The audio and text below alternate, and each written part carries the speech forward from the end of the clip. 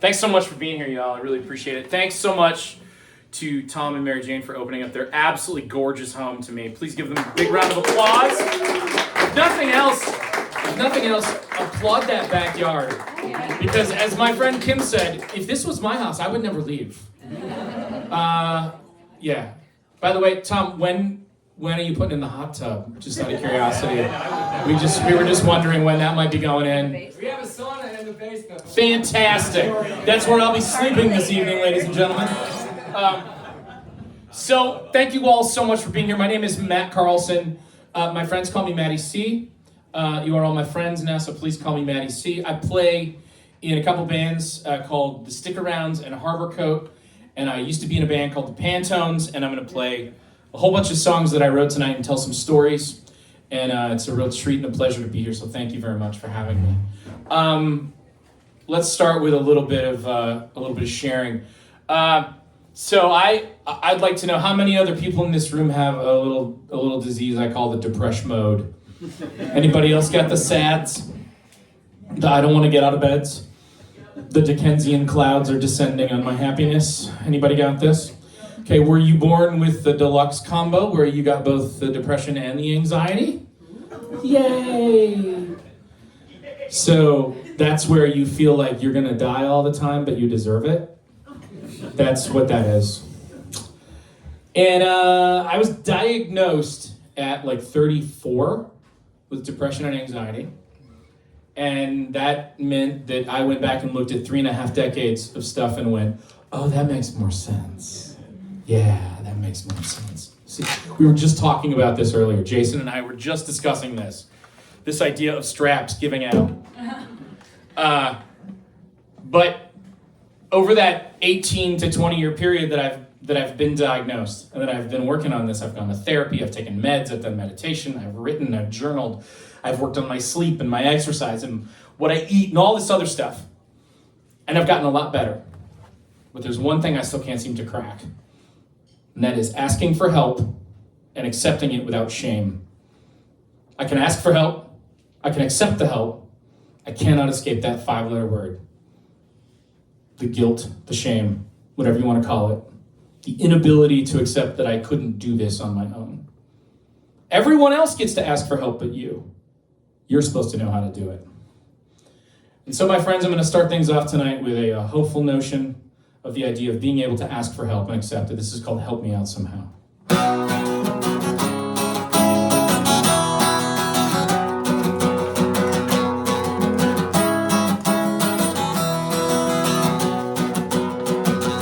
It seems like I have been asleep for weeks, wearing these same clothes for days and days. And you caught me at a real bad time, and when it might be right, I just can't say. Help me please, so I can't find the river now. Hey, won't you help me out somehow?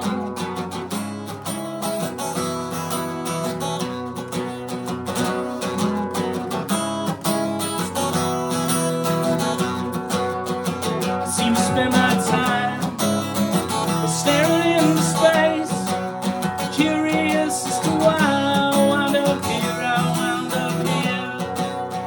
Was it a fatal flaw? Was it just bad luck? When did my good fortune put me here? Help me please, so I can find the river now. Hey, won't you help me out somehow?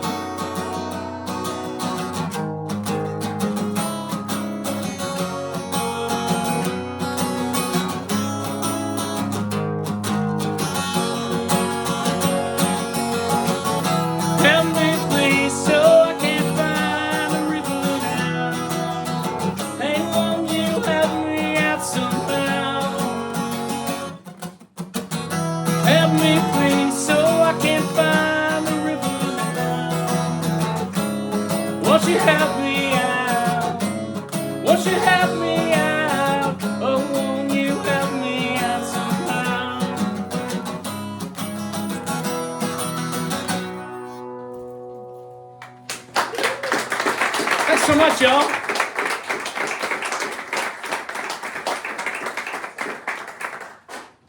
Last April, my band, the Stick Arounds, and I pulled into the Village Idiot in Toledo, Ohio, a real place. And aptly named based on the story I'm about to tell. We pulled in at about 5:30 on a Thursday afternoon, and as we pulled in, our phones started to ding and vibrate and buzz.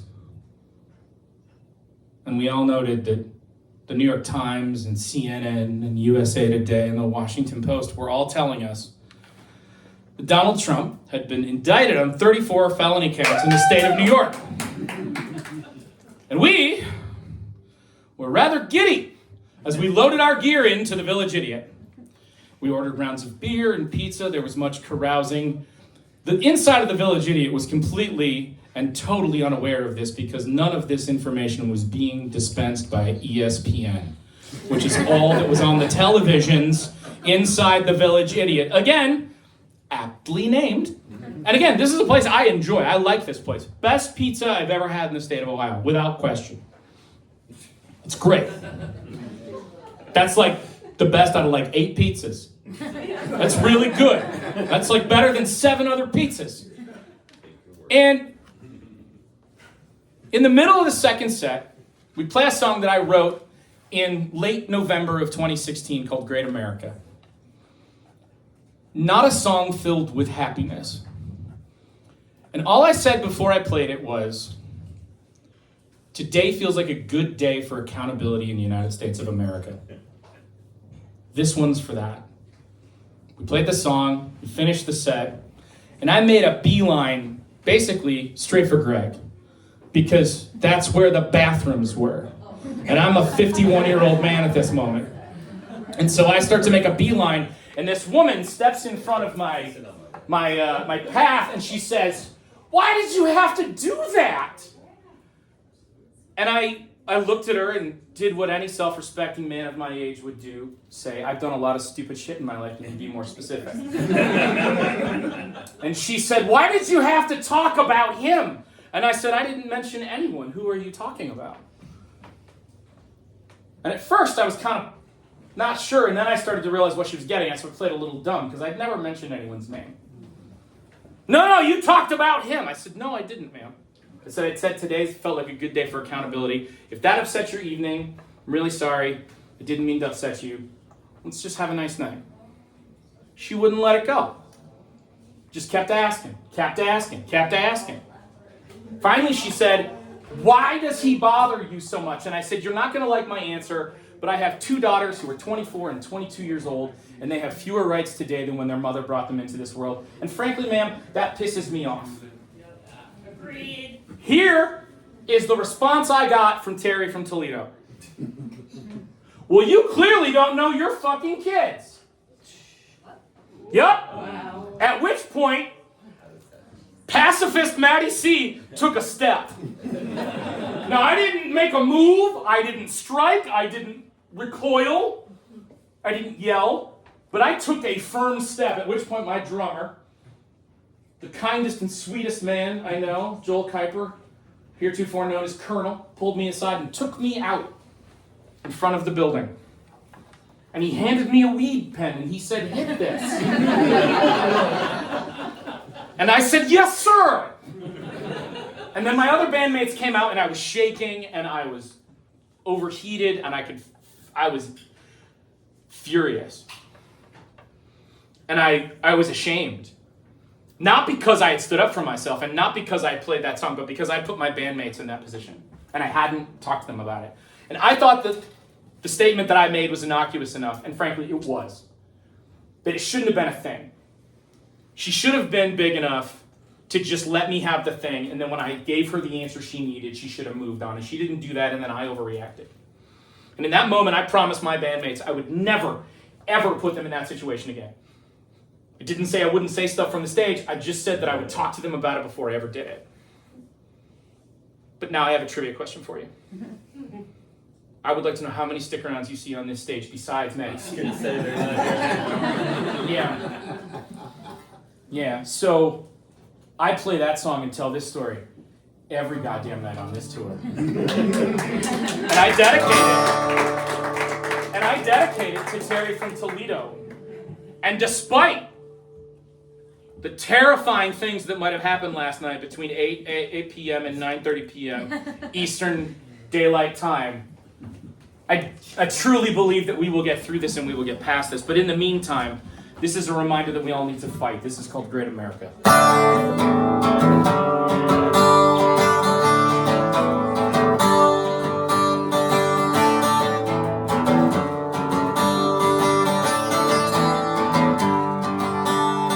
Born at the dusk of a great America, the autumn sky brought on the night. You and me, we were wild without frontier friends in our sight of our dawns of delight. The lies we believed and the songs that we sang of our destiny wrapped in a flag. Raise the colors in the spray of beliefs, sending children to school dressed in rags. And Amy was great from the days at the factory nights, Legion Hall, dancing left to the knees on a Saturday night. Sundays hung over and small, the Sundays hung over and small. You're making ends meet on the threadbare seam stitched through overtime's aching blue. Dreams go out to a bedside bell, knowledge trumped by indignant beliefs.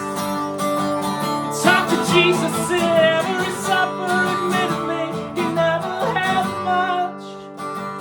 Kept it up as a kind of example, and for life to hold on to a grudge.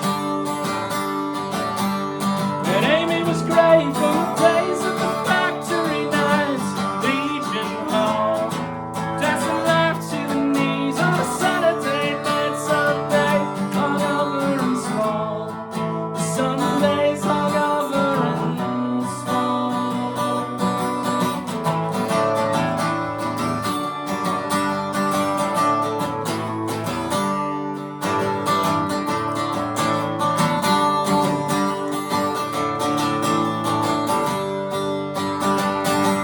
Oh, Amy was great from the days of the factory night, Legion Hall, dancing left to the knees on a Saturday night. Sundays hung over and small.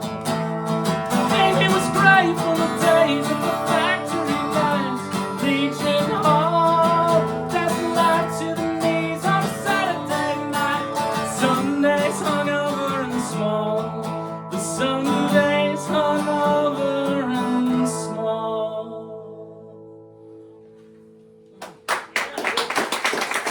Thanks so much, y'all. Really appreciate it.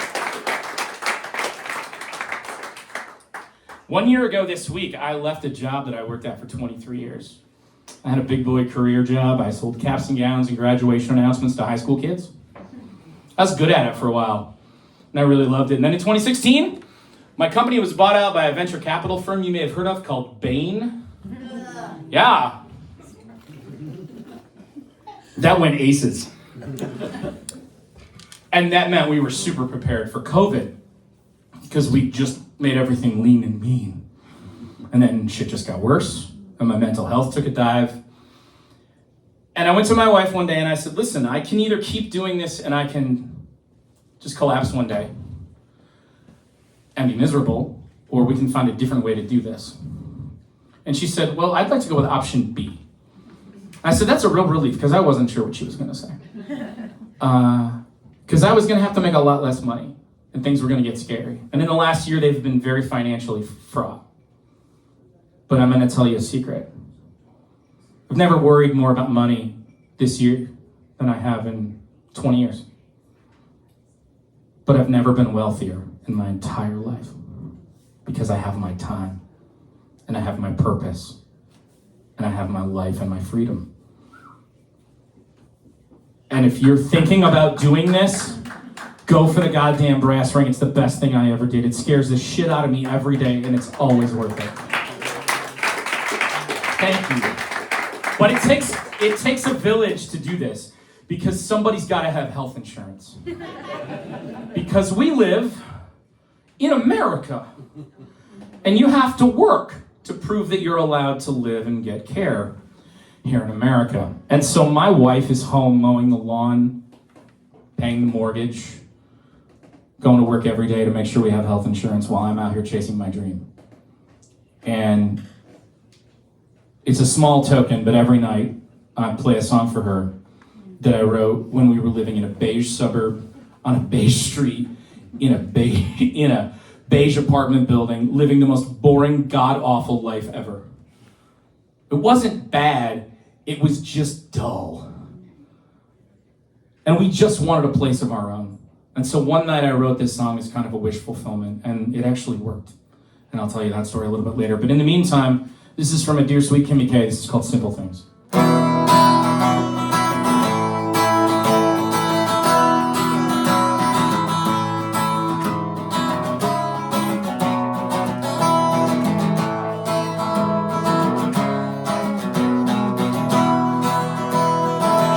Dreams of breakfast in bed, spending summer's camp in the north. Talks of how sweet our life would be if we focus on simple things. Small house way out in the country, with a garden where all did grow.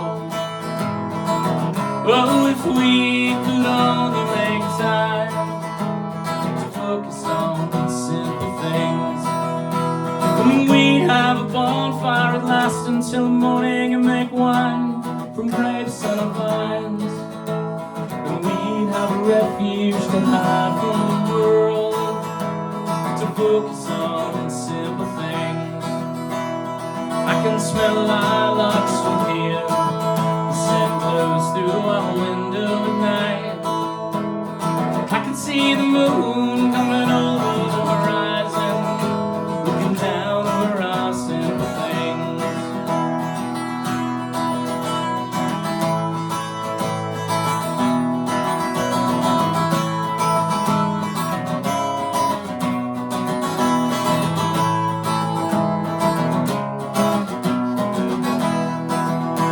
And we'd have a bonfire, we'd last until the morning and make wine from grapes and vines.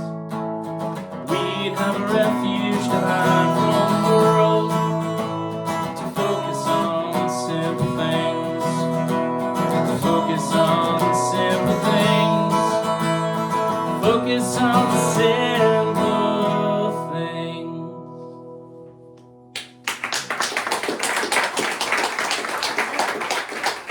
Thank you so very much. So, what's that? Thanks for your wife. Oh, thank you. Give Kimmy a round of applause. Thank God I'm videotaping this so I can send it to her later. And go, see, other people know how awesome you are, even if I take you for granted. Isn't that what we all do to our spouses, even though we don't mean to? We do that with all the shit in our lives.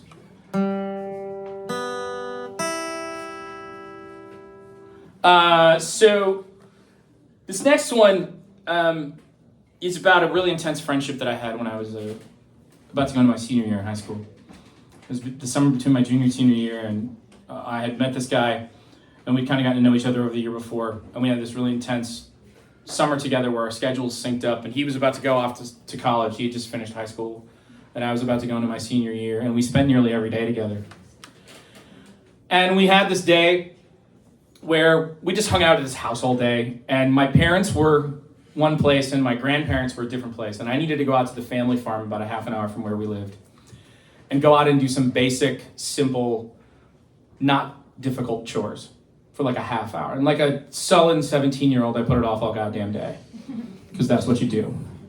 So we get out there and it's like maybe 7:30 or 8 o'clock. And in Michigan, because we're so far west in the Eastern time zone and so far to the north, the sun doesn't set until about 10 o'clock in the middle of the summer. And so we still had a couple hours of daylight. And as we're kind of finishing up the 20 or 30 minutes of work that we had to do, we kind of noticed that there are some birds that are circling in the sky over the field to the east of the barn. And We go into the house and I grab a pair of binoculars and I bring them out in the yard and we look up and we realize that they're swooping down and they're getting food and we can't tell exactly, oh, it's mice. They're pulling mice out of this field and it's like a buffet for the hawks, and they're Redtail Hawks. And they're like at Golden Corral. It's amazing. Like they're totally gorging. They're just going back for thirds. It's insane. And I said, you know what we're gonna do? We're gonna get some lawn chairs and we're gonna watch this shit. And so we went into the garage and we got a couple of folding lawn chairs and there was a jar of some sort of homemade fruit wine that was just awful. But we drank it anyway because we knew it was gonna make us buzzed. And we were 17. And we sat there and we laughed and we watched this natural spectacle and got a little drunk and watched the sunset. And I largely forgot about this day. Like I almost completely forgot about this day.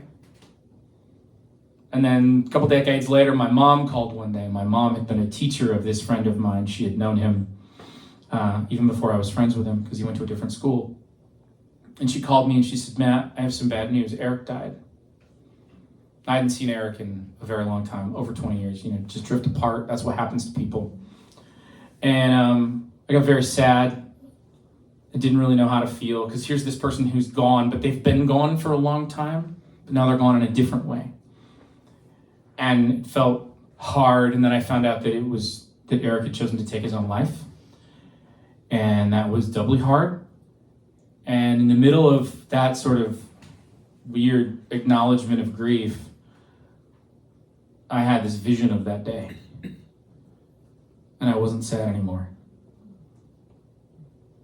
And I thought about how beautiful it was that the two of us got to have that day together, that at the time meant nothing and now it meant everything. And in a way, it really encapsulated for me the beauty of youth, the beauty of not knowing that you're spending this time that's going to feel like a gold mine later in your life, and right now it's totally disposable. And that's how it should be. And we had a disposable day. As T.S. Eliot says, time you enjoyed wasting is not wasted time. And that wasted day turned into a beautiful memory of my friend after he left this earth. And this is the song about that day. It's called Redtail Hawks.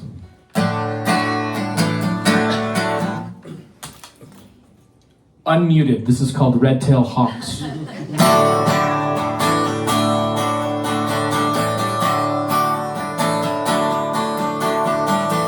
spent our afternoon watching Redtail Hawks pull mice from the field. The dandelion wine and sticky sweet in my mouth as it went to my head. 20 summers away. Oh, those were the days we didn't know we were young. We played our cheap guitars and swallowed songs at the nights of crickets shattered them back. And I gaze up at the sky and I imagine you smiling, wondering where you are.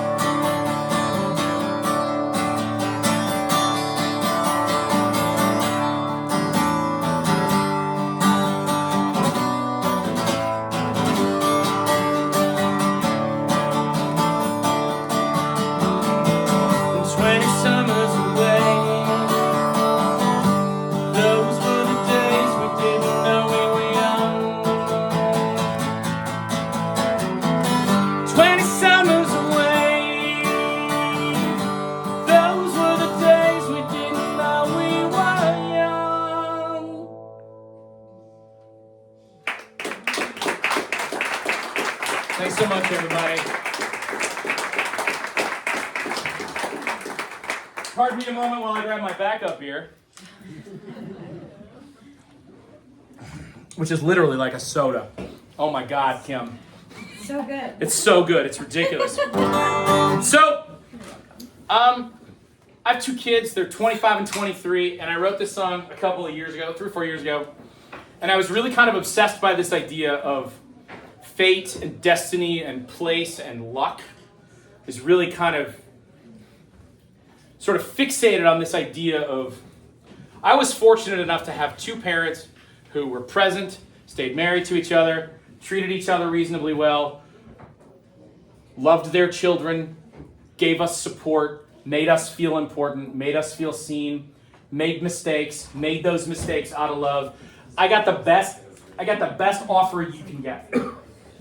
Most people don't get anything that good, and some people don't get any of that. They get a negative experience from their parents. But more importantly, you got a lot of people who are trying really hard to do good things with limited resources, and people who are struggling to get through their own lives while also trying to guide somebody else into adulthood. And it means a lot of times that kids wind up raising themselves. And when I had my job, I saw this all the time. I saw kids that would get honor roll scholarships that would sleep in cars or stay on friends' couches or would, sleep at one teacher's house for a week and then float over to grandma's house for the next month or whatever. And I kept driving by this trailer park, this mobile home community in my town called the Ravines, and I kept thinking about what if my kids had just been born there to somebody who was having a really hard time making ends meet and time to focus and to be a parent and was doing the damnedest that they could and just couldn't quite put it together. And then I started to think about what the lives of those kids might be like. And the thing that really hit me was, what it really meant was, you get to make one mistake. Pick it. You get to make one mistake. And then after that, whatever you do is going to haunt you for the rest of your life because there's nobody there to help you out of it. You might get a pass once, but you're not going to get a pass a second time. And there's this idea that it takes a village to raise a child, and sometimes that village just doesn't show up. And those kids have to be their own village, and that can lead to negative consequences. And this is a story about that. This is called The Ravines.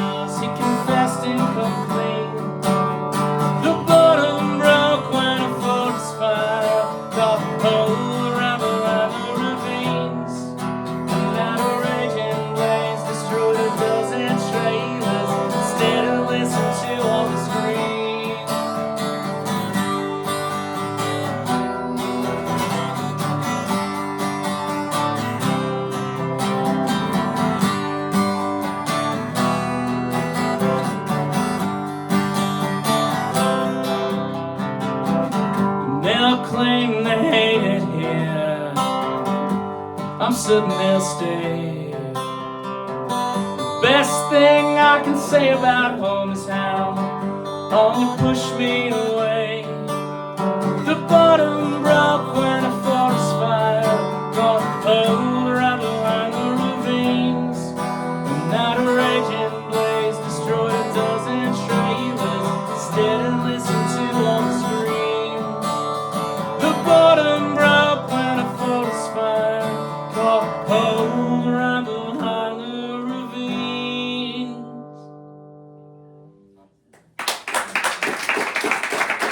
Thanks so much, y'all. Now's the time in the show where we play Full Confessional by Matty C. We recorded that song, mixed that song, mastered that song, sequenced it, had it pressed on vinyl, and then got to the cabin where we recorded it to do 3 days of rehearsals before we played a string of release shows. During the second day of playing said release shows, we made this discovery.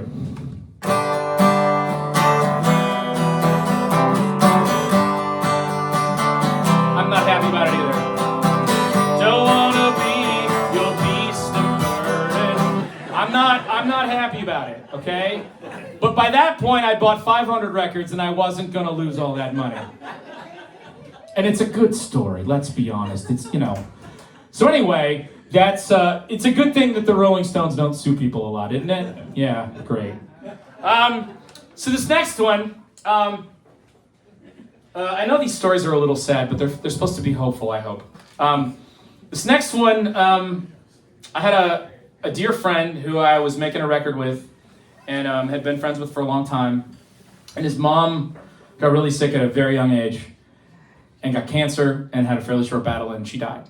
And it was the first time I'd ever had to reckon with mortality in that way, where it wasn't a grandparent or someone old that I knew. It was someone who was a generation older. I'd never had a friend who's a parent. And I was close with this family, and it wasn't like I felt like I'd lost a parent, but I felt like I'd lost somebody who was a mentor. I felt like I'd lost somebody that I loved. And it was hard. But it was mostly hard because it was hard to watch my friend hurt, and I didn't know what to do. And I realized that what I needed to do was just shut up and just sit next to him and tell him I loved him and just write it out. And so I took that sentiment and I wrote this song for him, and I've played it for all kinds of people, for all kinds of reasons. This week I got a note from my dear friend that his stepdad, who is basically like the best father he's ever had, is going into hospice tomorrow. I have another friend who tomorrow will work the last day of his job that he has been at for 18 years. He works at an independent Whole Foods kind of store, like an independent grocery. And they've been forced out by Trader Joe's and Whole Foods, moving in across the street in the college town where we live. And I have a friend who's going through a divorce. Lots of folks are going through the suck. But it will improve over time, ever so slightly.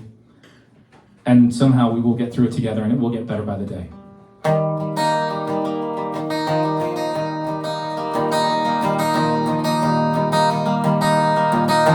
I can see you going through this hell, taking quite a toll, I can tell. Wish that there was something I could say, make you feel a different way. I've seen the other end of that line, oh, more or less about 1,000 times. As I watch you try to fake a smile, I can see you hurting all the while. And I'll be right there, not alone, so don't be scared. And I'll be right there by your side, I'll be there. There's no way to take away the pain, there's no way to bring her back again. I know it's hard to get up and get on. Promise I'll help you carry on. And I'll be right there,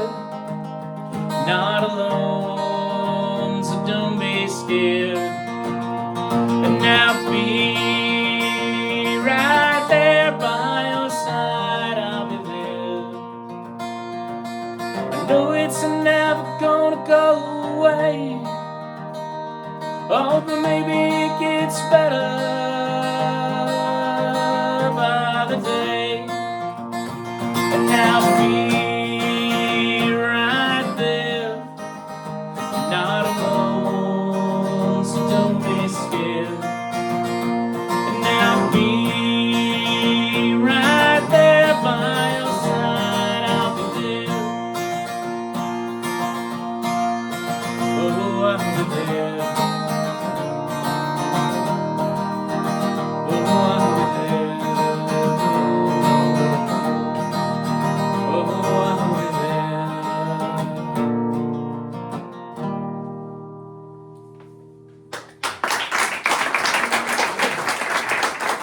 Thanks so much, everybody. So, one of the bands I play in, the band I'm sort of most active in, is called the Stick Arounds. And we describe ourselves as a power pop band. How many of you know what that term means? Anybody know? Okay, most of you have heard it. You're just kind of vaguely familiar. You want to raise your hand, but you're afraid you're going to get it wrong. It's okay. When I meet people and they say, what kind of music do you play? I always go, I hate answering this question. I don't say that out loud. I just think it to myself because I always feel like it's not going to be a good answer. And so I say, I'm in a power pop band. And they go, what does that mean? And I say, 2 words of shorthand. I say, do you know Cheap Trick? Everyone knows Cheap Trick. Everyone loves Cheap Trick. And they go, oh, you sound like Cheap Trick. No. Cheap Trick is a power pop band. I'm in a power pop band. I'm not in Cheap Trick. And they go, oh, so what does your band sound like? Do you like the Cars? Oh, I love the Cars. We're like the Cars a little bit, but we don't have keyboards. And they go, what? And then like it just devolves from there. I just get more awkward. And then I'm like, how come you don't know who Big Star is? You know, and then I just get like upset. And so I just have to go, Cheap Trick. And smile. And Cheap Trick. But basically, what you need to know about power pop is 3 things. There's sweet guitar hooks. There's lots of vocal harmonies. And almost all the songs are about overconfident frontmen and their plights to get girls. Right now, we are going to focus on item number 3. Because I am in a power pop band, and I've never written a true power pop song because I've never written a song about getting the girl I want because I'm just a good enough dude. Because I don't behave that way, and I don't think that, and I don't have that kind of self-confidence. I didn't know until recently that just being a mediocre white man was like a get away with everything card. No one told me. I'm kind of glad I didn't know, so I'm not as big of an asshole as I could have been. But like, I think I missed some opportunities, right? So I'm not a confident guy. I clearly don't look like I score with chicks. I've been married for 27 years. That's a miracle in and of itself. I decided one day, what if I wrote an actual, honest to God, genuine, true story that was a power pop song of how a guy who behaved that way might really wind up feeling. And I finished it, and it's going to be a Stick Around single this fall. It's called Getting Into You, and I'm going to play it for you right now. I'm just getting into, I'm just getting into, I'm just getting into the getting into you.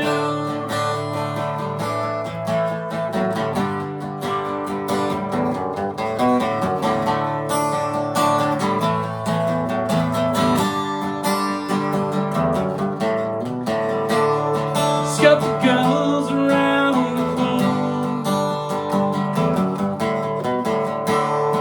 Just assume that you be cool. Didn't take you for granted.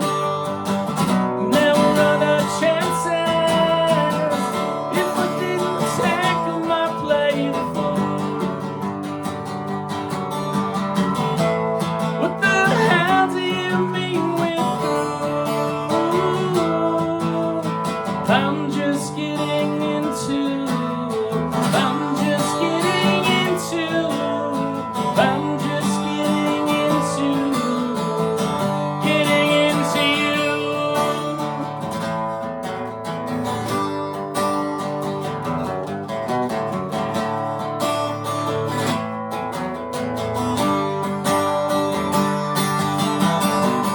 Did you think I'd love you right away?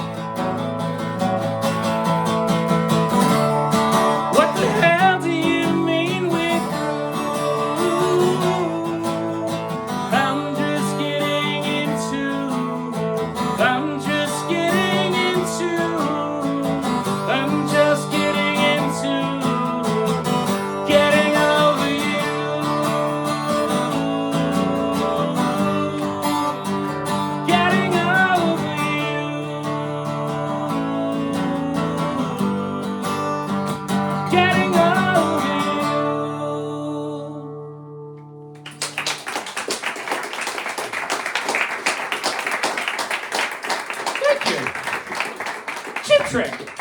You know, chip trick. Your mom's all right. Your dad's kind of an asshole. This next one is about addition by subtraction. I told the story earlier about the Ravines where it was, doing the best they can. In some cases, the best they can turns out not being around at all. And for Katie and her little brother, that winds up being a benefit. And this is called Better Off Like This, and I hope you dig it.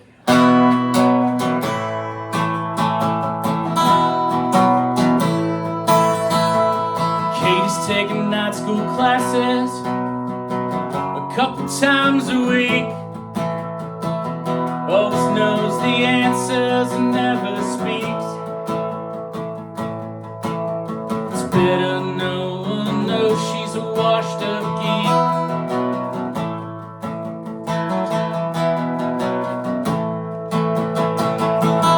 Pouring daily doubles down handstand squat.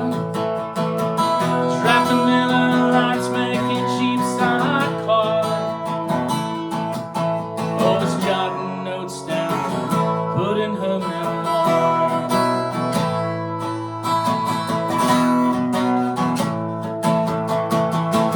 There are no excuses, it just is what it is.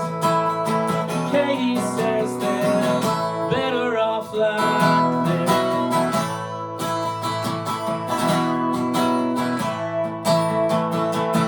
Her brother's cutting corners with a junior high, but he ain't sitting pretty, he's getting by.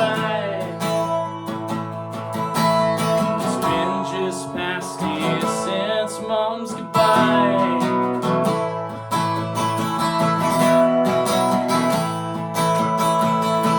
The child cereal and ramen, their daily meal. Say it off to get us at will. 'Cause it stands there getting by all pummel hills.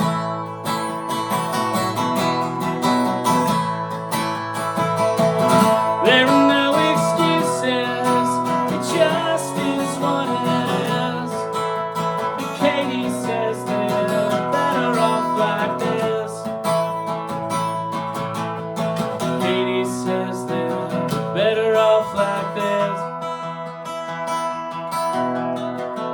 People shake their heads and say it's such a shame. Try to point at folks that they can blame. It's best not to treat life like a parlor game. It's best not to treat life like a parlor game. There are no excuses, it just is what it is. Katie says they're better off like this. There are no excuses, it just is what it is. Katie says they're better off like this. Katie says they're better off like this. Katie says they're better off like this. Katie says they're better off like this.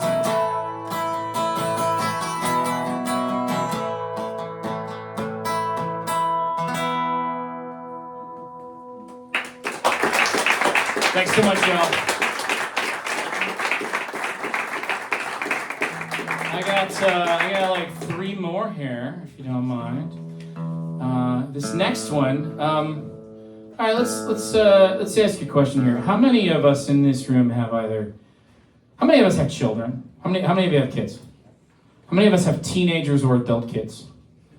Welcome to the club, my friends. It's a really wonderful place to be. It's terrifying. It's filled with scary, scary things that don't come along very often, but boy, when they do, is it impossible to know how to handle them.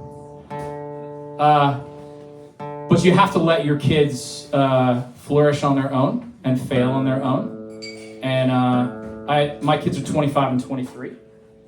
And my little stutter Madeline went off to school after she graduated in 2016, and she went to Columbia College in Chicago, which is this performing arts and creative school. She was going to be a filmmaker. She went for a year and a half. A couple days before this winter semester started, we got a phone call after I'd taken her back. She's sobbing. I can't do this anymore. I hate it here. I don't want to. I'm not happy. And I said, okay, I hear you. I said, could you sleep on it? And we'll talk in the morning. And I know I'm going to. Okay, I hear you. Let's talk in the morning. She called me in the morning. She's still very upset. I said, I'll be there on Friday. We went and picked her up. On the way home, I told her how proud I was of her. She said, why are you proud of me? I said, because you knew that it wasn't for you, and you pulled the plug. And you said, I need to go do something different. And you didn't waste any more time, you didn't waste any more money on it. You just made a change. That's a really brave thing to do, whether you realize it or not. Good for you. She got a job. Summer comes around. She wants to go visit her friends that live in Portland that she used to room with at Columbia. She goes out there. She has a lovely time. Comes home about a week after she's back. She tells her mother and I over a cocktail on the deck, I've met a boy, I've fallen in love, and I'm moving to Portland, Oregon. The fuck you think? Now I've got two options as a father. One option is, oh no. In which case, I'll be the dad that she doesn't talk to anymore. Or I can go, yay. Good for you. And try to be as supportive as I can. And so I put on a brave face, and that's what I decided I was going to do. But I didn't know how to let go. And I was terrified of a couple of things. Number one, college feels a bit like a trial run when you send your kid off. When you send them off into the quote-unquote real world, it feels more like your parenting is going to be judged in a very harsh and real way. And that's a scary thing. You want to make sure that you did a good job and that your kid's going to be okay on her own. And I also wanted to make sure she knew she could ask for help whenever she needed it. Because she was going to need it. And she was able to do that. And 2 years went by. And eventually, COVID happened. The boyfriend lost a job because of COVID, and then didn't have a lot of ambition to get a second one. And things kind of fell apart, and she called one day and she was crying, and she said, I can't do this anymore and I want to come home. And I said, do you want to sleep on it? And she said, no. I said, good, neither do I. I'll be there on Friday. And I drove out in 3 days. I spent 3 days packing her up and 3 days driving her home. I told her then that that was the proudest I'd been of her, for the exact same reason. That still holds true. But before she ever left to go to Portland, when her mother took her out there, I didn't know how to say goodbye. I didn't know how to tell her, I'm proud of you, I love you, you're ready for this, you can do this, we're here for you if you need anything. I can say those things, but I don't know that I can say them in the way that I mean them, or that she can hear them in the way that I feel them. And so I wrote her a song. And it was a song about me trying to believe that she would be able to do this, because I knew that in my heart she could. And before she left, I finished the song, but I didn't have the courage to show it to her before she split. And so after she was out there for a couple days, I sent her a text message, and I just sent her a phone recording of the song. For all of those of you who raised your hands, how great about communication would you say your teenage and adult children are when it comes to text messaging? Awesome, yeah. So for shit. For absolute and complete shit. Unless you need to borrow a car or money, I'm not going to hear from you. But I sent this late at night like a coward because I had to. And I needed to get it out of my system. And so I texted it to her. And the next morning I woke up and I got 6 words. 7 words, sorry. They just said, thanks for the song. I love you. It is still, to this day, the greatest text message I have ever received. And I want to play that song for you right now, for my dear sweet Madeline Grace. This is called Connection.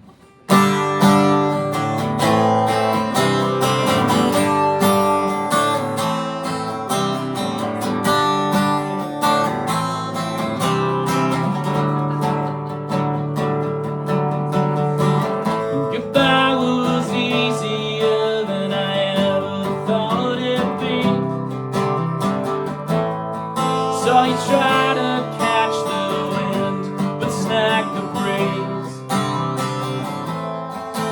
You stumble, but with the purest sense of ease.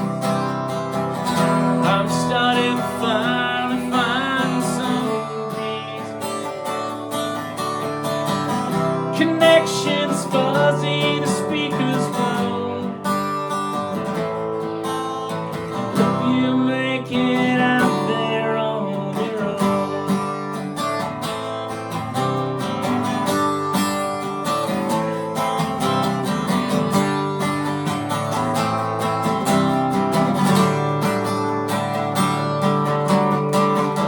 We read the scripts and promptly threw it all away. Took for granted there'd be 1,000 better days. I can lie and say I don't want you to stay. And you'd see right through my foolish game. Connections fuzzy, the speakers blow. I hope you make it out there on your own. Connections fuzzy, the speakers blow. I hope you make it out there on your own.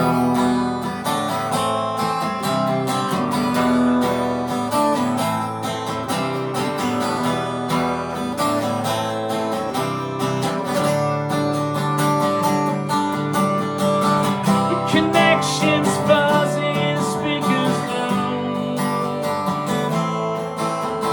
Hope you make it out there on your own.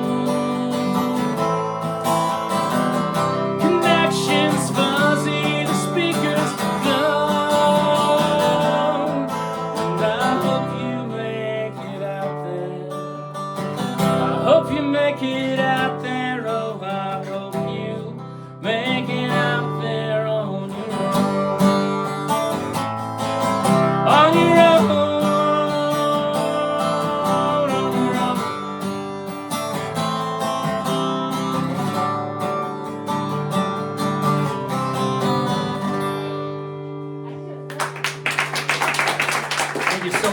Thank you so much. That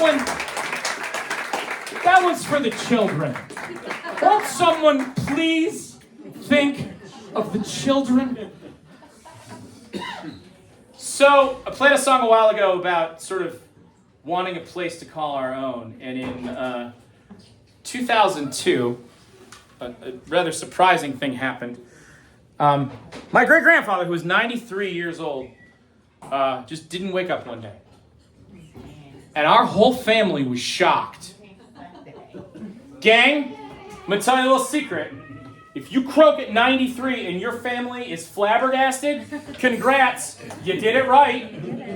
Well played. I hope I got some of that inherited in me. I hope I didn't just get alcoholism and mental illness. Like, it'd be great to get some longevity as well. But my granddad dies, and a few months go by, and my parents come to me and they say, how would you like to buy Grandpa Gio's house? And I said, Mom, I can't buy a sandwich. And she said, well, how about we buy the house, and then you would buy it from us on a land contract. So we worked that out, and my parents graciously helped us renovate the house. And this is how old this house is and how little it had been used. So when we started working on it, there was one outlet in the entire upstairs of the house, a hallway and 2 bedrooms. Just one outlet in the hallway. You have to turn the lamp on for the outlet to work. Okay, this is how antiquated we are talking. And my grandfather had lived in this house for 65 years, something like that. But for more than half of that time, he lived in that house without my great-grandmother because she died rather young of cancer in 1969. And so for the last 33 years of his life, he lived in that house alone. So he didn't use the upstairs much after she died, and it just kind of atrophied, and we had to completely renovate the entire upstairs of the house. And then we made the bottom portion of the house, we updated some stuff, and we spent 3 months fixing it up and really making it our own. But it still felt like Grandpa Gio's house. And it was gradually becoming our own. But like the first weekend that we didn't have work to do, that we'd moved in and we'd kind of settled, it was in late July or early August, and it was a beautiful sunny summer day, and I sat down at our kitchen table, and Madeline, my daughter, was 5 at the time, and she's sitting at the far end of the dining room table coloring, and I'm sitting at this end. And I just sit down, and I just start playing some chords, and I start messing around, and I have an idea here, and I'm like, oh, that's a pretty good progression, and then the next thing I know, I realize I'm just writing down words. Now, I don't know if you've ever heard Bob Dylan talk about this. He talks about some nights I'm a songwriter, and some nights I'm an antenna. On this particular night, I was an antenna, and 20 minutes after I had started, I looked down, and there was a fully formed song. And it wasn't just a fully formed song, it was a fully formed song that was really good.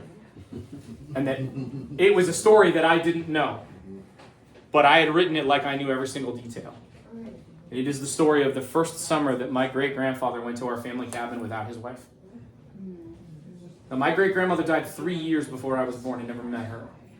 No one had ever told me this story. I knew that she had died. I'd heard stories about her. But nobody had ever said, hey, you know, that must have been really hard when Grandpa Gio went up there the first time. None of that ever had. And I looked down, and in 20 minutes, this fully formed song was there. And it had been handed to me from somewhere else. I don't know how, I don't know where, and I'm not going to try to explain it. I'm just going to tell you that when I got done playing it, and I looked up, and I looked down the dining room table, right at you, and Madeline had these giant tears just streaming down her face. And she said, Daddy, don't play that song anymore. That makes me so sad. Oh. Now, a 5-year-old could not possibly have known what was going on in that song. And I never promised her that I wouldn't play it, or that I wouldn't play it all the time. But I didn't know in that moment when I picked her up to make her feel better, and I walked off, and I walked away from that song the first day that it had been finished. I didn't know it would be the thing that I would play the most times in front of the most people and have the most emotion about. In the 20 years since I wrote and recorded this song, it's come to mean a whole lot of other things. We've lost my dad, and that has changed and intensified what this song means. And it's a song that always seems to resonate with people because we've all got a sacred space and we've all got grief. And those are just two things that we all carry around with us. And this is a song about both of those things. And I hope first and foremost, that when I leave this earth and people talk about what I did here, I hope they talk about me being a dad. Because this is the most important thing I'm ever going to do. But if I get remembered for a song and it's this one, I'm more than okay with that. This is called Cabin by the Lake.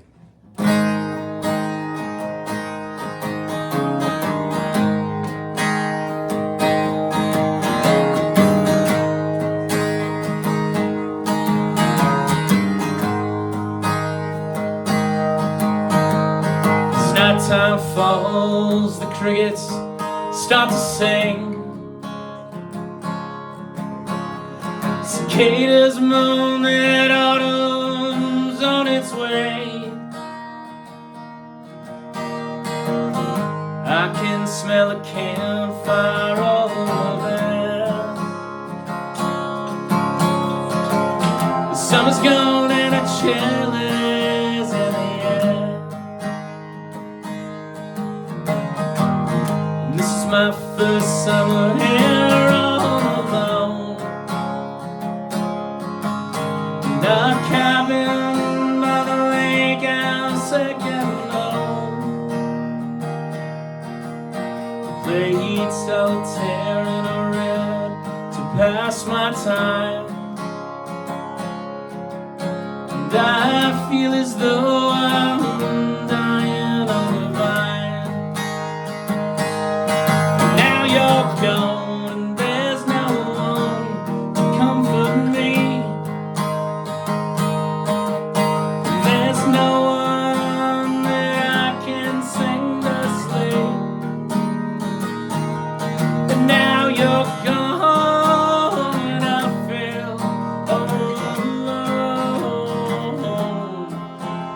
That cabin by the lake don't feel like home. It's an orange moon I wish you could see. If only things worked out the way they were supposed to be. When the birds came back, we had cardinals on the lawn. I turned to tell you, but then I remembered you were gone. And now you're gone, and there's no one to comfort me. There's no one that I can sing to sleep. And now you're gone, and I feel all alone. That cabin by the lake don't feel like home.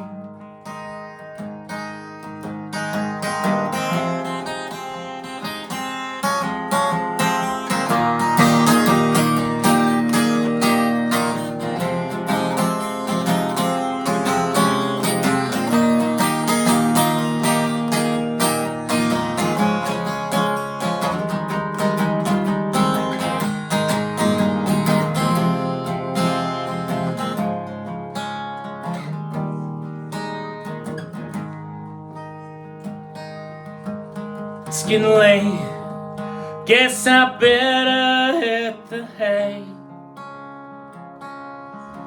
Who knows, maybe soon and I'll be on my way.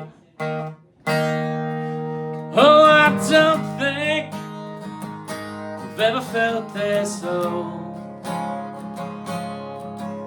You know I miss you like a sickness in my soul. Now you're gone, and there's no one to comfort me. There's no one that I can sing to sleep. And now you're gone, and I feel all alone. And our cabin by the lake don't feel like home. By the lake don't feel like home.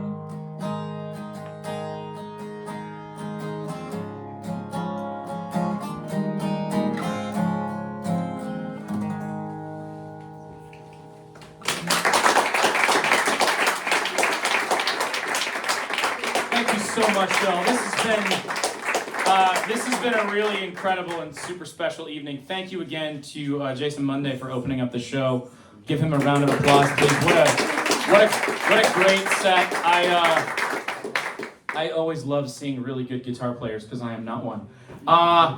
And then please stick around for it's Rockets of Desire, correct? Did I get that right? Okay.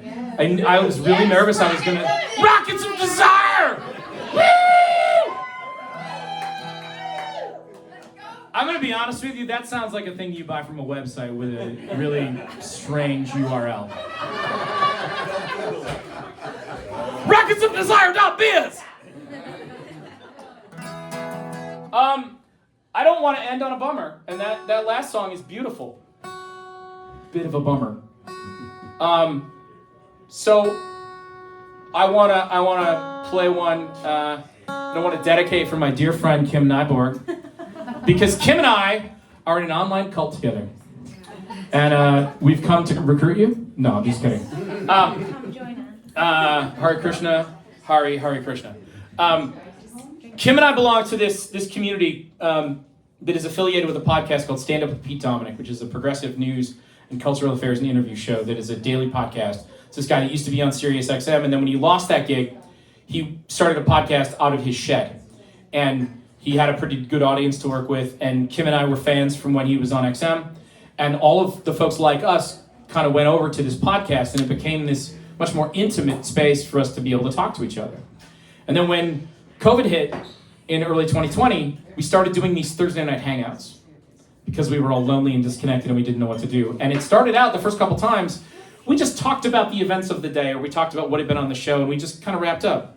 But then like week 3, week 4, somebody would raise their hand and go, I got a promotion this week, or my mom is sick, or this thing is happening in my life and I don't know what to do, or I'm going on vacation, or I have to move, or this school board fight's going on in my town. And it started to develop into all of these offline relationships where we would text each other in small groups or individually, and we would get on this thing called Discord, which some of you may be familiar with, which is like a social media app. It's just closed off for the people in this community. And I started to realize that Thursday night was my favorite night of the week. And that it was a sort of therapy, it was a catharsis, it was a way for me to meet new people and to find wonderful friends like Kim. And then we did this magical thing in March, and like 80 of us went to Las Vegas and we all met each other in real life. Now, you have to understand that I had met a bunch of these people last year, because when I went out on my first tour, these people came out in full goddamn force and said, Matt, come to my house. Like half of my shows last year were people from the stand-up group. And then this year they doubled down and there were more of them. And then people like Kim can come out and see me. And I get to reinforce this community. But when we got together in Las Vegas, it was as though I had found my tribe of people. It was the only group of people I'd ever met that I felt this way about outside of music. And I felt seen and welcome and whole and important. And I also felt like I had met the most genuine, beautiful, giving people I'd ever met in my life. And I came home and my heart was so full. I sat down and I wrote this song in one afternoon. And I want to close tonight. I want to play this for my awesome friend, Kim Nyborg. And I want to also thank my new friends, because the internet's amazing. Brian and Rachel. I got it right? Okay, because for a second it came out and I was like, it doesn't sound right. I know that's what was said earlier, but I'm an old man and my memory is going literally by the day. Tom and Mary Jane for hosting. This is just amazing. You guys have been incredible. This is a beautiful, beautiful space. I feel so privileged and lucky to be here with all of you, and I feel lucky and privileged to be a part of this community as well as the stand-up online community. So this is for friends in high places. This is called Thursday. Keep wanting to do that.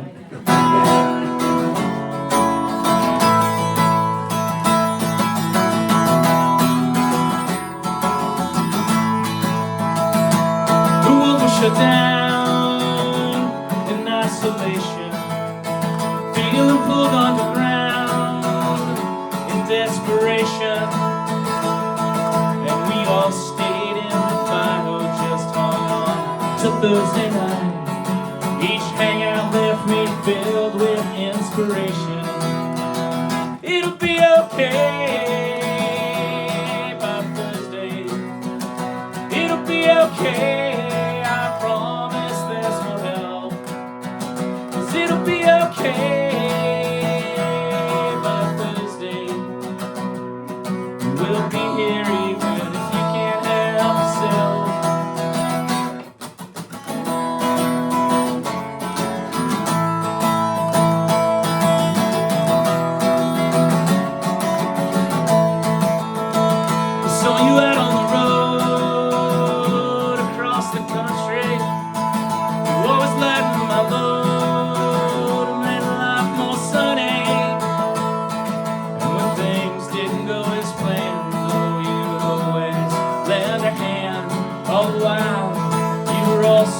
Goddamn funny. It'll be okay by Thursday. It'll be okay, I promise this will help. It'll be okay by Thursday. We'll be here even if you can't help yourself.